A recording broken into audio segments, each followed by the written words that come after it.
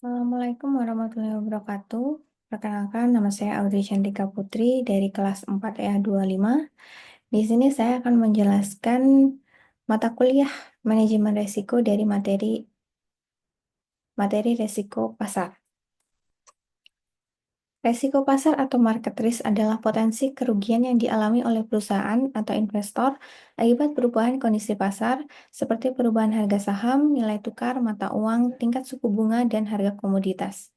Risiko pasar bertujuan untuk memahami, mengukur, dan mengendalikan potensi kerugian yang timbul dari fluktuasi pasar yang tidak dapat diprediksi. Jenis risiko pasar terdapat 4, yaitu yang pertama risiko suku bunga, kerugian akibat perubahan tingkat suku bunga yang mempengaruhi nilai aset atau kewajiban.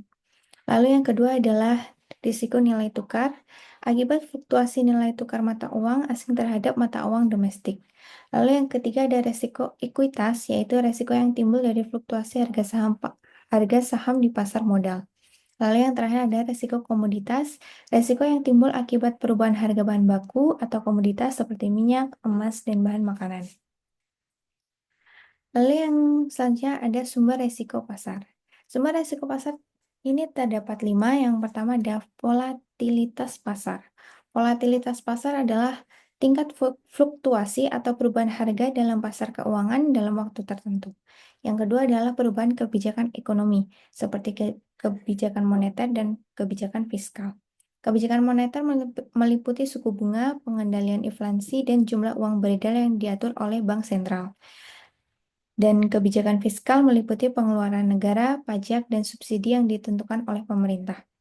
Lalu yang ketiga terdapat geopolitik, ketegangan politik antara negara konflik militer atau kebijakan perdagangan proteksionis dapat menciptakan ketidakpastian di pasar global. Lalu yang keempat adalah spekulasi pasar. Spekulasi ini terjadi saat pelaku pasar membeli atau menjual aset berdasarkan ekspektasi harga di masa depan, bukan nilai fundamentalnya. Lalu yang terakhir adalah berita dan informasi yang mempengaruhi persepsi pelaku pasar. Pasar sangat sensitif terhadap berita, baik itu berita ekonomi, laporan keuangan, maupun isu global. Lalu terdapat penerapan manajemen risiko pasar. Yang pertama adalah identifikasi risiko pasar, yang kedua pengukuran risiko pasar, yang ketiga pengendalian risiko, yang keempat hedging, yang kelima diversifikasi, yang keenam pemantauan dan pelaporan, dan yang terakhir adalah kepatuhan terhadap regulasi.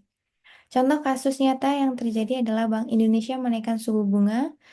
Lalu, pasar risiko mengantisipasinya dengan yang pertama, mengurangi kepemilikan obligasi jangka panjang, yang kedua, melakukan hedging terhadap risiko suku bunga menggunakan interest rate swap, dan yang terakhir adalah meningkatkan pemantauan pasar dan stress testing. Lalu terdapat risiko kredit.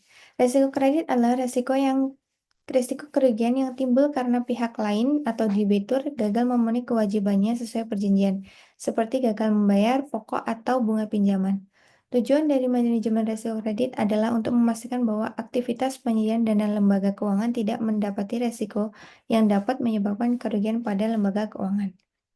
Lalu terdapat jenis kredit. Yang pertama berdasarkan kegunaannya adalah kredit modal kerja dan kredit investasi. Kredit modal kerja digunakan untuk membiayai kebutuhan operasional sehari-hari, dan kredit investasi digunakan untuk membiayai proyek atau investasi jangka panjang. Lalu yang kedua berdasarkan jangka waktu. Jangka waktu dibagi menjadi 3, yaitu jangka pendek, menengah, dan jangka panjang. Dan yang terakhir berdasarkan tujuannya, kredit produktif dan konsumtif. Macam resiko kredit. Yang pertama, resiko konsentrasi kredit.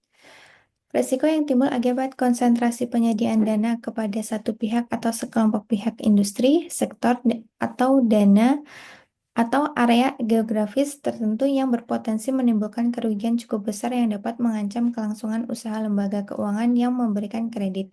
Yang kedua, resiko kegagalan pihak lawan. Timbul karena pihak lawan gagal dalam memenuhi kewajibannya dan timbul dari jenis transaksi yang memiliki karakteristik tertentu. Misalnya transaksi yang dipengaruhi oleh pergerakan nilai wajar atau nilai pasar. Yang ketiga, risiko akibat kegagalan settlement. Risiko yang timbul akibat kegagalan penyerahan kas atau instrumen keuangan pada tanggal penyelesaian yang telah disepakati dari transaksi penjualan dan atau pembelian instrumen keuangan. Yang terakhir adalah country risk. Risiko yang timbul dari ketidakpastian karena memburuknya kondisi perekonomian negara dalam membayar hutang, gejolak sosial politik, serta kebijakan suatu negara, antara lain rasionalisasi atau pengembalian aset, kontrol nilai tukar, dan/atau devaluasi nilai tukar. Sekian pemaparan materi dari saya. Bila ada kurang lebihnya, saya mohon maaf. Terima kasih. Wassalamualaikum warahmatullahi wabarakatuh.